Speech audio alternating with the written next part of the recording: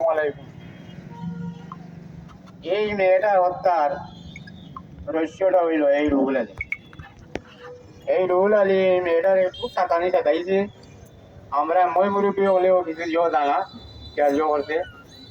এরপরে মেয়েটা মারা যাওয়ার পরে জানা গেছে আমার সাংবাদিক ভাইরা গেছেন গিয়া এগুটা সত্য লইজন লইয়া এটা জোর করো আর নিয়া সাদা আগে দস্তখত লইয়া ওসি সাহেব বলছে যে এটা আত্মহত্যা আত্মহত্যা ওসি সাহেব সাদা আগে তার দস্তখত লইয়া যেন এটা হইলে আত্মহত্যা ওসি সাহেব এটা জান লাগিলা উনি দেখছেননি।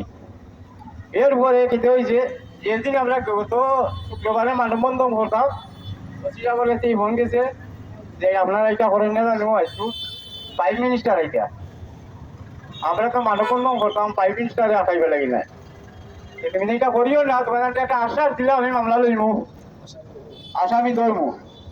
তার মাধ্যমে হয়েছে পরবর্তী তার মাধ্যমে জানাইছেন যে আমরা এটা পারতাম না তুমি তার কৌটে মামলা লোকা তাই কইলা দিন অফিস সাহেব এটা আমরা কৌটে মামলা লইতাম অফিস সাহেব কিন্তু তারা আসুন দিতে লাগি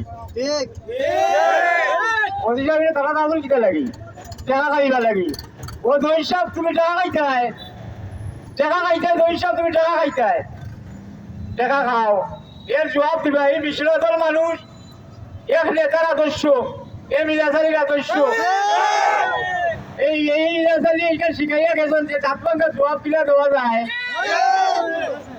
কি জবাব দেওয়া যায় বিশ্বনাথের মানুষ দিবা ইনশাল্লাহ। আমার অনুরোধ চাইল হয় সুস্থ তদন্ত করিয়া যদি দেখা যায় মেয়েটা আত্মহত্যা করছে তাও তো এটা রহস্য মিলবো যেবা যারা খুনিও এর বিচার হইতো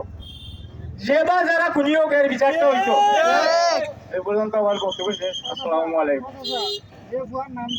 জি রুহুল তার বাড়িটা হইল হাজিপুর আজিজনগর। এই একটা বৈতল হইল মামুর বাড়িটা এই একটা বৈতল গোল জামাই। আসসালামু আলাইকুম।